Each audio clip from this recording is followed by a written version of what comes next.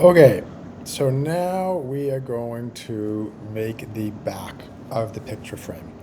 So what I want to do is I need to basically extrude this entire outside shape without the holes in the middle.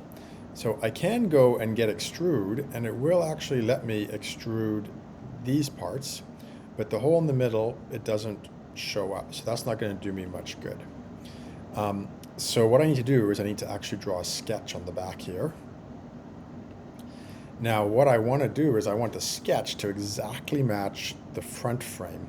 So I need to do what's called project, because if you think of the sketch as being on top of this frame, projecting means we need to basically project all the lines of this through the sketch to the other side so I can use them.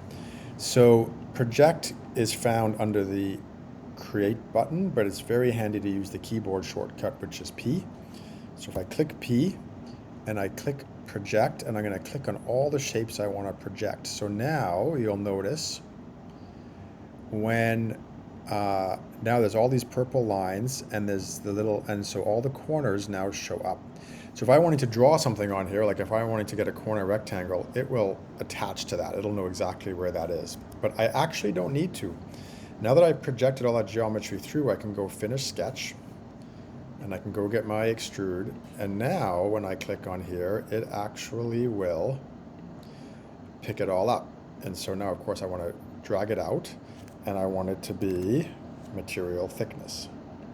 Now this is something you'll be very careful about, because Fusion thinks that I want to take the second shape and join it with my first shape. So I'm actually I've got to change this to new body, and I'm going to click OK.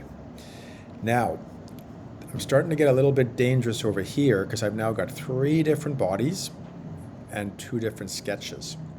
So I think it's time I start doing some naming. So if I hover over this body, you see the outside part gets highlighted. So I'm going to go rename, and I'm going to call this frame outer. And now this is really important to get in the habit of naming all the parts of your model, because as your model gets more and more complicated, you might have 30 or 40 different bodies, and you'll be trying to figure out which is which, and it can really take a while. And then this is going to be frame back.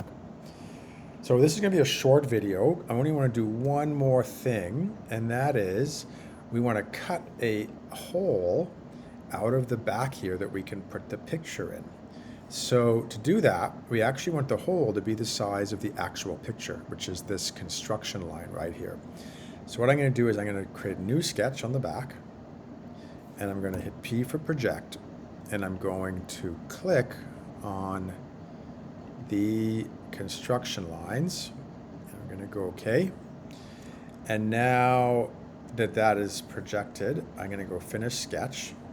So now what I should be able to do is click on here, and it'll automatically know I want to cut. Oh, that didn't work. Let's try this again.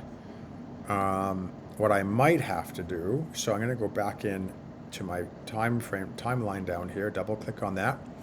So this is one of those cases where I think I'm going to actually have to go and anchor a 2-point rectangle to that shape, but because I projected it, it'll lock to it like that. Okay. Now I'm going to turn off frame outer and frame inner so that it's easy for me to see exactly what I'm cutting a hole through. I'm going to click on extrude, and I'm going to click on the sketch I just made, and I'm going to extrude it through. Now you can just do this. You can extrude through, go OK, and it will cut it. The trouble is if I put another shape in front here, it'll cut through that as well. So what I want to do is make sure it just cuts through the 3 millimeters. Of course, I don't want to type 3 millimeters, so I could type minus material thickness. That would do it. But there's another way you can do it as well, and that is to go over here and change extent type from distance to object. And then what I'm going to do is I'm just going to click on the other side here.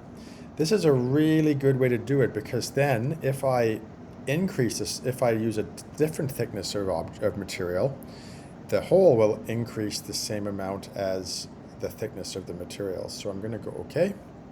So now I've got my hole at the back there. I'm going to turn back on my inner and outer frame.